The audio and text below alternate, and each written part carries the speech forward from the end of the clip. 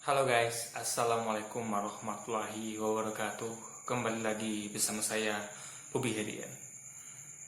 Saya mohon maaf sekali guys ya, seminggu ini saya belum ada bikin video konten untuk dakwah lagi gitu kan, mengomentari para penyerang agama Islam ya. Dan juga ya intinya adalah kita kan sekarang lagi perang opini nih. Kita perang opini, jadi kita harus mengkantor itu semua. Karena gini, karena prinsipnya adalah kalau suatu kebohongan itu terus-menerus disemburkan, itu akan menjadi kebenaran gitu. Nah itu yang kita takutkan. Jadi setiap ada, kan sekarang ini marak sekali kebohongan, marak sekali hoax, marak sekali kesesatan itu disebarluaskan melalui medsos, melalui YouTube terutama dari para yang penyerang agama Islam gitu, ya kan. Bahkan mereka juga menyerang ulama atau tokoh-tokoh yang pro dengan Islam gitu kan, dengan opini-opini sesatnya, opini-opini apa ya, sok taunya, sok pintarnya gitu kan, dan gagal pahamnya gitu. Itu setelah lawan dengan opini gitu, sehingga publik itu ada semacam perbandingan gitu, perbandingan logika siapa yang lebih benar gitu. Jadi publik kan bisa menilai. Jadi kalau cuma ada satu, cuma ada kesesatan, tapi kita diam ya, kita diam ketika kesesatan dan kebohongan itu terus-menerus diumbarkan ke publik, maka pertama yang tadi saya katakan tadi, suatu kebohongan kalau terus-menerus diucapkan akan jadi kebenaran. Dalam artian bukan yang benar tetap benar, yang hak tak hak, batil batil. Maksudnya itu adalah ada orang yang terpengaruh dan menganggap itu benar gitu. Nah, itu ditakutkan nanti. Makanya kita harus perang opini. Dan kita tidak mungkin menghajar mereka. Ya, kita paling dengan perang opini juga gitu. Ini untuk edukasi bagi publik, agar publik itu ada perbandingan gitu. Logika mereka diajak untuk bermain di situ, untuk tenggelam di situ, memikirkan dan merenungkan mana yang benar di antara dua pendapat gitu kan, dua opini gitu. Ya kan? Yang kedua, kita juga itu dalam bagian hal jihad ya. Dakwah itu jihad, ceramah dakwah itu jihad. Yang mana kalau kita punya kekuatan, kita harus menghancurkan massa itu dengan tangan atau kekuasaan, ya kan. Nah, tapi kita kan cuma rakyat biasa, kita bukan penguasa atau orang yang punya kekuasaan gitu. Ya, kita pakai cara kedua, yaitu jika engkau tidak mampu dengan tangan atau kekuasaan, maka dengan lisan ya. Lisan menyampaikan kebenaran, meluruskan yang batil, yang sesat dan salah itu ya. Dan yang ketiga, yang paling lemah selama-lama iman itulah dia yang lemah hati, dan itu yang kita semua tentunya hindari ya. Kita semua hindari itu, nauzubillah min dzalik ya. Itu adalah selama-lama iman ya, jangan sampai terjadi pada diri kita ya, iman kita lemah sehingga kita ketika nampak kebatilan, kesesatan yang terus-menerus disemburkan, kita diam ya. Kita nggak mau iman kita yang dinilai Allah sebagai yang paling lemah ya. Minimalnya adalah kita sampaikan kebenaran itu walaupun pahit adanya ya. Kita lawan kebatilan, kesesatan, kebohongan dengan dakwah, dengan opini yang meluruskan ya. Mungkin itu tidak bisa membuat orang itu sadar gitu ya, atau yang mendengar menyimak itu sadar. Minimal kita usah menjalankan perang kita ya. Perang kita harus kita jalankan. Kita kan suruh milih, apa kita berada di barisan orang-orang barisan kaum muslimin yang membela agama, atau berada di barisan orang yang acuh dan cuek terhadap agama ini gitu. Nah, jadi kita harus berdiri minimal nggak di depan kali gitu, karena kita tidak punya kekuatan dan kekuasaan, karena kita cuma orang biasa gitu ya. Kita menggunakan lisan kita seperti saya sampaikan tadi. Nah, tapi maaf ya, jadi gini guys, saya mau cerita ya, kenapa saya kemarin saya bikin kontennya, kenapa saya tuh agak jarang bikin konten berapa minggu ini gitu kan.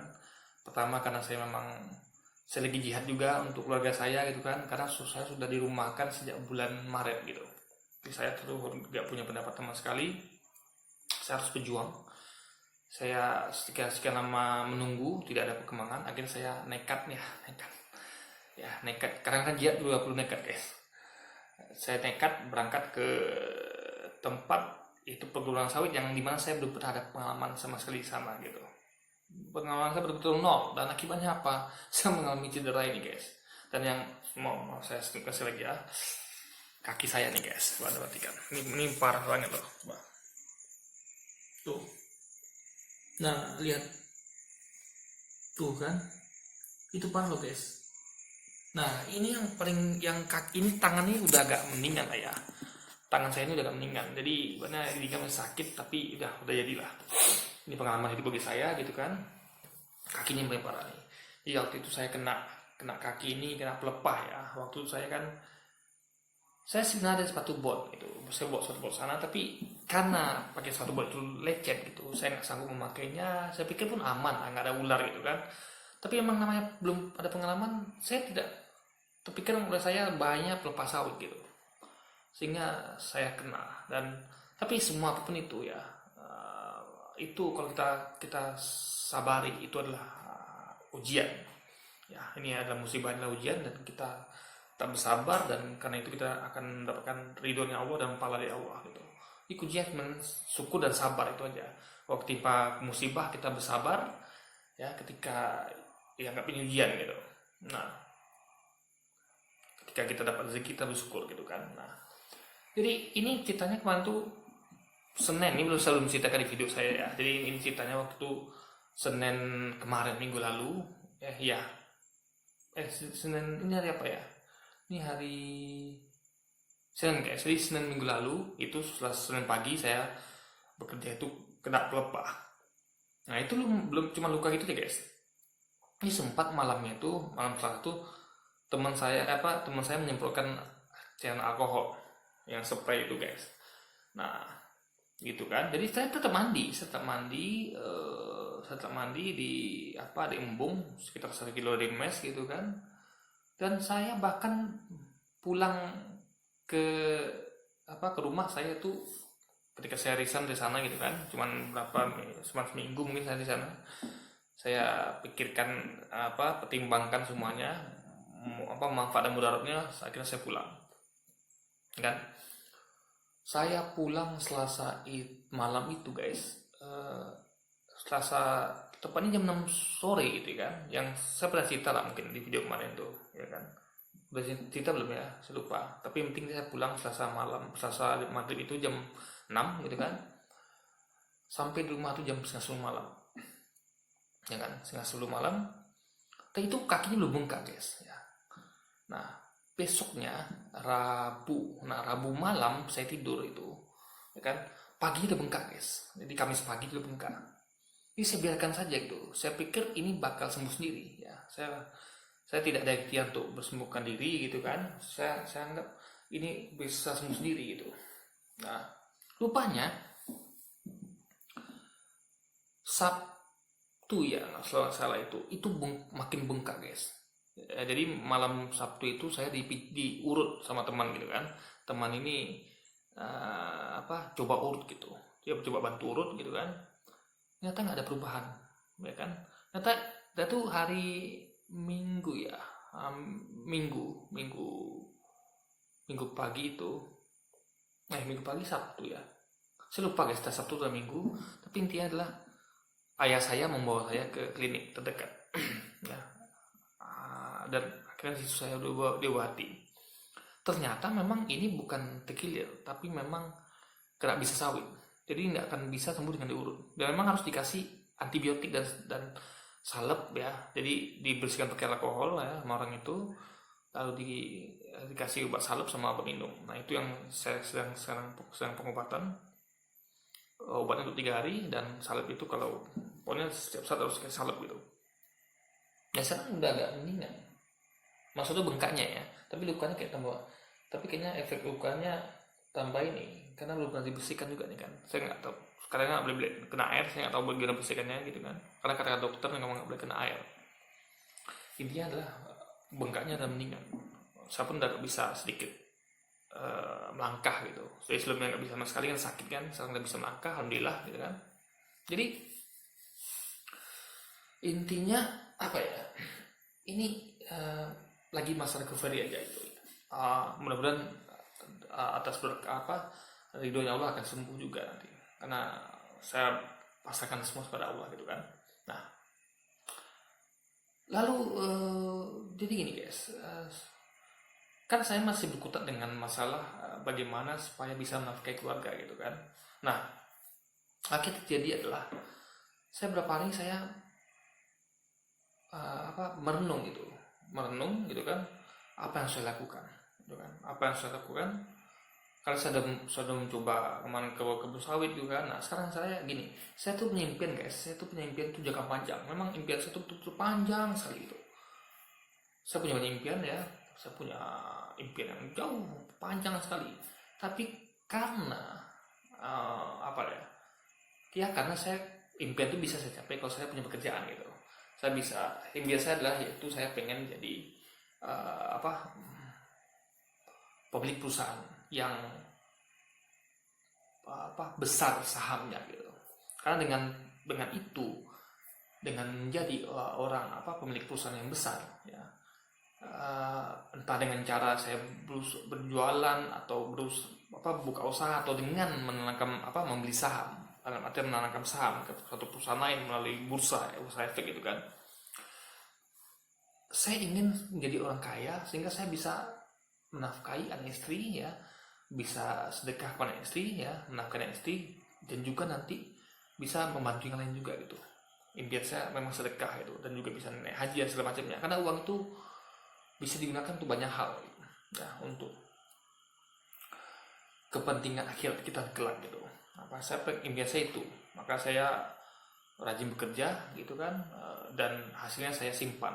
Saya belikan saham karena saya memang nggak pandai buka usaha guys. Saya nggak pernah sama sekali membuka usaha, sehingga saya nggak punya pengalaman gitu, dan saya butuh bimbingan gitu ya kan. Jadi karena saya realistis saja gitu, saya nggak punya kemampuan untuk membuka usaha ya kan, dan maka saya belikan saham gampangnya. Jadi dengan beli saham saya punya perusahaan gitu ya kan, perusahaan yang saham di bursa gitu kan. Nah, jadi kan saya kerja kan, jadi kan kalau kerja tuh memang udah nggak ada waktu lagi untuk yang lain gitu. Pulang kerja kita kan untuk keluarga seharusnya, tapi itu pun saya masih mengerjakan YouTube, lalu apalagi ya banyak hal lain yang saya pikirkan gitu. Jadi saya tuh nggak bisa fokus ke keluarga gitu. Jadi udah kerja pun saya di rumah masih mikirin kerjaan lagi yang lain gitu. Nah, pokoknya apa yang kira-kira bisa menghasilkan uang gitu guys, itu yang ada dalam benak saya terus kan, sehingga perhatian saya nggak tercurah kepada keluarga sepenuhnya gitu guys ya. Jadi itu kan impian tadi gitu, saya pingin jadi pemilik perusahaan dan punya usaha besar, punya saham di perusahaan itu dengan jual besar, sehingga menghasilkan keuntungan buat saya juga besar nanti, sehingga bisa saya gunakan untuk akhir saya nanti gitu ya. Karena kita kan ibadah kan bisa dengan harta juga. Nah, jadi selama ini saya berpikiran untuk membeli saham itu yang saham yang ekspansi terus gitu. Jadi dia tuh memang tidak pernah bagian dividen ya kan, dia tidak pernah bagian dividen. Lalu dia tuh kalau bisa utangnya di bawah 1 kali modal inti dia. Lalu apalagi ya laba bersihnya harus, atau ROE-nya lah ya. ROE itu return on of equity, kalau anda paham dunia saham ya, anda pasti tahu apa itu return on ROE atau return on equity gitu kan. Jadi perbandingan antara laba bersihnya dengan jumlah modal dia keseluruhan. Jadi perusahaan itu butuh terus gitu kan. Nah, cuman itu dana kita nyangkut di situ, karena kita tidak dapatkan dividen ya. Kita juga tidak menjual saham itu meskipun harga naik, karena kita memang memang di situ aja gitu kan. Karena kita memang, saya punya proyeksi jangka panjang, tapi akibat dari tidak bekerja ini ya kan, saya jadi dan beberapa kejadian sebelum ini gitu kan, saya berpikir sepertinya saya harus bukan sedikit lagi ya, saya harus, mungkin ini bukan waktu saya gitu, karena saya memang usia saya udah 38 tahun gitu kan. Jadi ini bukan waktu saya lagi, karena usia udah 38, ini pun sudah akhir zaman gitu kan. Apa namanya ya, saya harus membalap semua yang saya lewati selama ini gitu.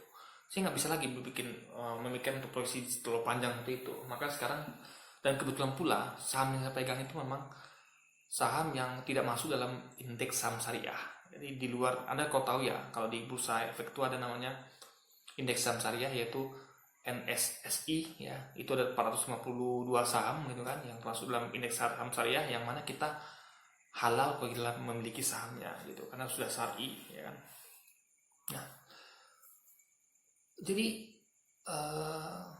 ya ini mumpung sekalian hijrah gitu, jadi saya sudah menjual sebagian mungkin sekitar 1/5 atau 1/4 dari jumlah saham saya ya, 1/4 deh kayaknya, atau 1/5 gitu.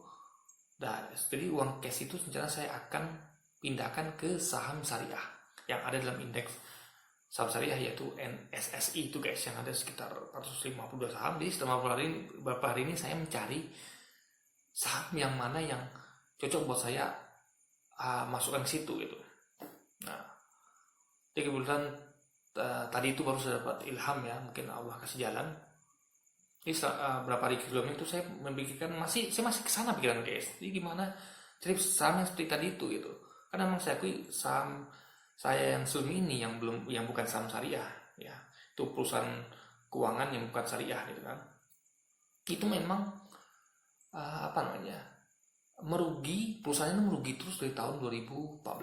Saya masuk tahun 2012 itu guys, 2 tahun itu perusahaan untung, maka saya teruskan gitu kan. Perusahaan itu saya teruskan, saya tidak carikan dananya, saya teruskan. Cuma saya telena guys, tiap tahun berlalu saya berharap ketika perusahaan itu rugi, saya berharap mungkin cuma setahun, tahun depan untung lagi, karena memang perusahaan itu punya siklus sekitar 2 tahun rugi, 2 tahun untung gitu. Nah, ketika tahun 2016 kerugian kedua, saya masih berharap lagi perusahaan itu untung gitu sampai kini gitu. Nah, akhirnya karena memang kalau jual pun nyangkut gitu kan, tapi saya ambil keputusannya, saya memang harus jual sahamnya, tapi dengan cara mencicil gitu. Karena kalau saya jual sekaligus kan ruginya besar sekali. Maka saya cicil, saya jual dulu 1/5 atau 1/4 sampai menunggu harga itu naik dulu. Nah, memang sih ini yang penting kan niat dulu gitu. Apalagi saya baru mendengar kajian gitu kan. Jadi memang kita tuh asal niat guys. Jadi saya bukannya mau berniat memendam dana di saham yang tidak syar'i itu gitu. Berlama-lama, bukan selamanya, tapi untuk mengurangi kerugian gitu guys. Karena kerugian sangat besar gitu kan, cukup besar kalau saya jual sahamnya. Maka saya niat, ya Allah, saya nanti akan saya jual juga, saya ikhlaskan, tapi nanti tinggal niat dulu gitu kan. Karena sekarang memang, atau mungkin nanti Allah kasih jalan saya bisa jual langsung gitu kan. Yang penting saya niatkan sementara nanti dulu. Yang penting saya sudah jalankan niat itu dengan menjual 1/5 atau 1/4 guys. Nah, jadi hijrah dari saham yang tidak syariah ke saham syariah gitu. Nah, lalu yang kedua, tadi saya tiba-tiba dapat ide guys. Kenapa sih tidak pilih saham yang menghasilkan dividen gitu kan? Nah, karena gini, usia saya 38 gitu. Jadi saya nggak mungkin lagi berpikiran seperti impian terlalu jauh gitu kan, karena bukan apa-apa, karena memang usia memang terlalu tua juga gitu, 38 tahun. Jadi saya baru tadi kepikiran itu, kenapa tidak membeli saham perusahaan yang menghasilkan dividen. Akhirnya saya olah-olah ya, saya cari, akhirnya saya dapat 2 perusahaan, yaitu Indo Tambang Raya Megah ya. Saya nggak perlu sebut sebenarnya, tapi Anda tahu lah ya, Anda bisa cari aja gitu. Karena poinnya bukan di situ. Yang penting ada 2 perusahaan yang itu memberikan dividen yield tertinggi gitu kan. Mirip-mirip ya, sekitar 15% dan 16% ada keduanya. Nah, cuman ya saya harus nyortir duanya gitu. Mau nggak mau harus nyortir duanya, karena di antara 2 tuh ada satu yang terbaik ya kan. Bukan dividen yield tertinggi karena mencapai 1%. Saya lihat ada satu perusahaan yang 2 ini. Yang satu itu dia apa ya, ROE, ROA. Kalau ada ini istilah teknis ya, saya nggak perlu jelaskan ini bagi anda yang paham. Ini indikator ROE-nya, ROA, apalagi itu. Ya ini apa intinya indikatornya bagus lah untuk kedepannya. Laba bersihnya bagus gitu. Walaupun harganya sedikit lebih mahal daripada yang satu lagi, tapi juga nggak jauh di atas nilai buku, ya kan? Nggak terlalu jauh di atas nilai buku. Jadi kalau seandainya perusahaan bangkrut saat juga, uang saya cuma hilang sedikit gitu, nggak hilang semuanya. Nah itu nanti dividen itulah yang akan saya gunakan nanti, ya kan? Jadi yang bilang nanti kalau realisasi ya mungkin besok saya akan eksekusi, tahun depan sudah mulai dapat dividen, meskipun mungkin nggak terlalu besar, tapi inilah hijrah saya gitu. Hijrah dari saham tidak syariah ke syariah, dan hijrah dari apa namanya yang proyeksi terlalu panjang menjadi memendekkan proyeksi gitu, menjadi sependek-pendeknya gitu kan. Jadi dan setelah berapa hari ini, 2 hari nih saya mau mencari dan berkutat dengan itu kan, mencari saham yang tepat. Akhirnya finish, saya dapatkan sahamnya, besok saya eksekusi, dan akhirnya saya bisa mengerjakan hal lain gitu guys, ya kan? Saya mungkin bisa bikin konten lagi gitu, mungkin dakwah lagi, ya kan? Saya mungkin bisa bikin konten dakwah lagi karena yang itu sudah selesai. Saya sudah selesaikan proses hijrah saya dari punya modal yang ditempatkan di saham tidak syariah ke saham syariah gitu. Karena memang basic saya memang saham. Saya juga ada pikiran sih untuk memasukkan di deposito syariah, tapi enggak. Basic saya memang saham guys. Saya tuh enggak itu gitu. Karena saya bergerak dengan dunia saham sejak tahun 2009 malah. Saya masuk 2012, tapi sejak saya masuk 2011 ya. Tapi sejak 2005 saya belajar tentang saham itu. Saya belajar lama tentang saham. Terus saya betul-betul terjun ke sana, dan itu pun masih rugi gitu kan. Tapi itulah namanya kita punya rencana itu harus dieksekusi gitu. Kalau enggak kan enggak jadi. Dan ini kan pengalaman berharga. Saya tahu apa juga ruginya dan bagaimana menangani ke depannya. Tapi kan tapi kan masa sudah lewat. Saya nggak mungkin lagi. Saya nggak mungkin berpikiran terlalu jauh lagi, dan sekarang saya mau memperpendek waktu horizon untuk kedepannya gitu ya, karena ada sebab akibat gitu. Jadi ini ya, saya sudah hijrah gitu, dan alhamdulillah saya bisa lagi fokus untuk berdakwah lagi di YouTube ini. Dan kalau kaki ini sembuh, insya Allah saya akan cari kerja lagi gitu kan.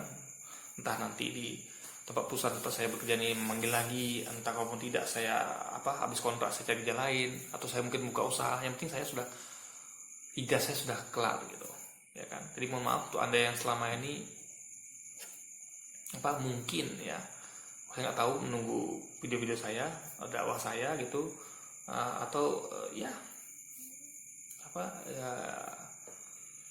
yang kangen dengan saya gitu kan. Saya akan kembali lagi insya Allah gitu. Saya akan berusaha untuk membuat konten untuk anda ya, minimal walaupun yang nonton juga nggak semuanya suka gitu kan, ada juga yang haters nonton, minimal mereka walaupun mereka tidak menonton dengan tidak menyimak atau tidak ini, yang penting saya melakukan porsi saya itu untuk berdakwah, serahkan sama Allah itu. Karena memang untuk menyadarkan orang itu ya guys ya, itu bukan